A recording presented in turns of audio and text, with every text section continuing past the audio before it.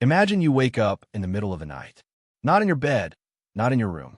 Outside, on open ground, somewhere in Africa, 2 million years ago. The fire beside you is burned down to embers. It is pitch black past the edge of the light. And somewhere out there, close enough that you can hear it, something is moving through the grass. You cannot see it. Your eyes were never built for this. And every instinct in your body is screaming the same thing your ancestors felt every single night of their lives. You're not the biggest thing in the dark. You're not even close. Today, the fear of the dark feels like something we outgrow. A kid thing, a flashlight under the blanket thing. But that fear did not come from nowhere, and it did not stay irrational for very long once you look at what the dark actually contained for most of human history. Because for millions of years, night was not quiet. It was hunting hours, and we were not always the ones doing the hunting. There's a fossil that changed how scientists think about early human history entirely. It is the skull of a child, found at a site called Taung in South Africa, belonging to a species that lived roughly 2.5 million years ago. For decades, researchers assumed the marks on that skull came from some kind of violence between early humans, or maybe a fall. Then a closer look at the puncture patterns changed everything. The damage matched, almost exactly, the talon marks left by large birds of prey when they kill and carry off young primates. That child was not a hunter. That child was food. And Taung was not an isolated case. At a site called Swartkrans, researchers found another early human skull with 2 puncture wounds in it that fit, precisely, the spacing and size of a leopard's canine teeth when it bites down on the back of a skull to kill. Leopards do not scavenge that way. They kill that way, and they usually kill at night, when their night vision gives them an overwhelming advantage over a mostly blind, mostly slow, completely defenseless primate. That is the thing people forget about early humans. We were not apex predators for most of our story. For a huge stretch of our evolutionary history, we were prey, and night was when we were most exposed. Human eyes are almost useless in true darkness. We cannot see in anything close to the range of a cat, a hyena, or an owl. We cannot smell a threat coming the way a wolf can. We cannot outrun almost anything that wanted to eat us. Alone at night, an early human was one of the softest, slowest, most trackable targets on the entire landscape. So evolution did not fix this problem by making us better fighters or sharper-eyed. It fixed it by making us social to an extreme degree, and it built that instinct straight into how we sleep. In 2017, a team of researchers studying the Hadza, a hunter-gatherer community in Tanzania who still sleep outdoors around a central fire, ran an experiment almost nobody expected.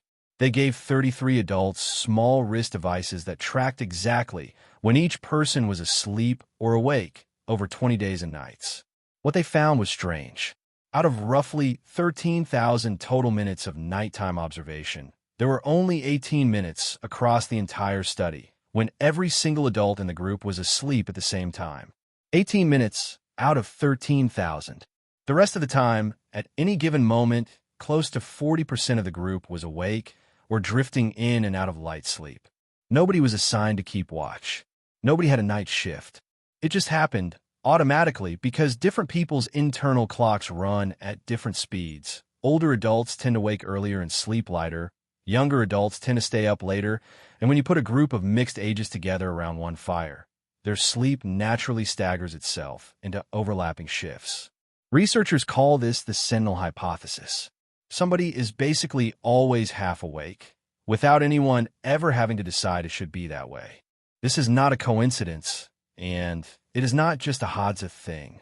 It shows up in bird flocks, in meerkat colonies, in dozens of species that sleep in groups for the exact same reason humans do. Animals that sleep alone in the open die more often. Animals that sleep in a cluster with staggered alertness survive more often because a predator moving in the dark almost always makes a sound, a smell, a disturbance, and the odds that literally everyone misses it at the exact same moment drop close to zero. One species figured out a version of Night Watch that nobody had to organize, train for, or even talk about. It just emerged from putting enough different people of different ages next to the same fire. And the fire itself was doing more than just keeping people warm. Firelight pushes back the range at which a predator can approach unseen.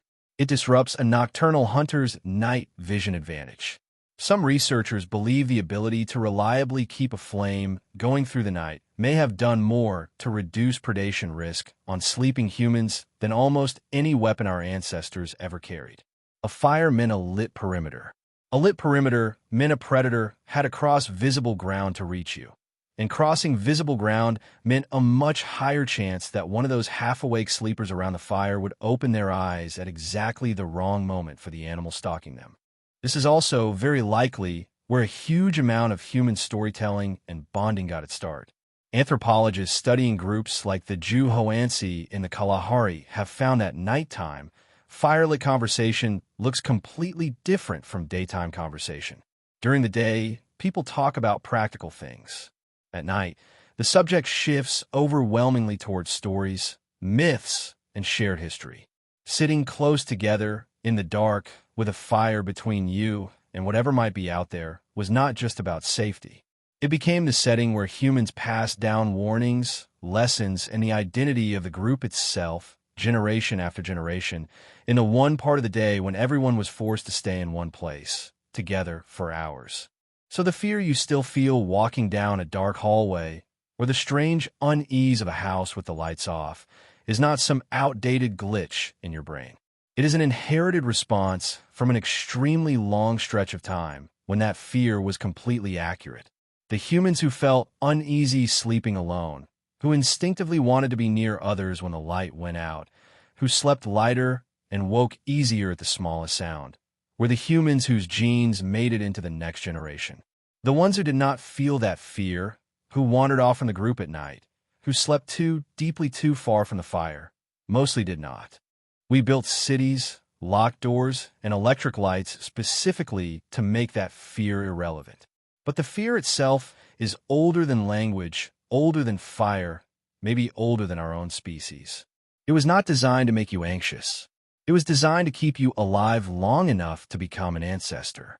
And every single person alive today is descended, without exception, from someone who took that fear seriously enough to survive the night.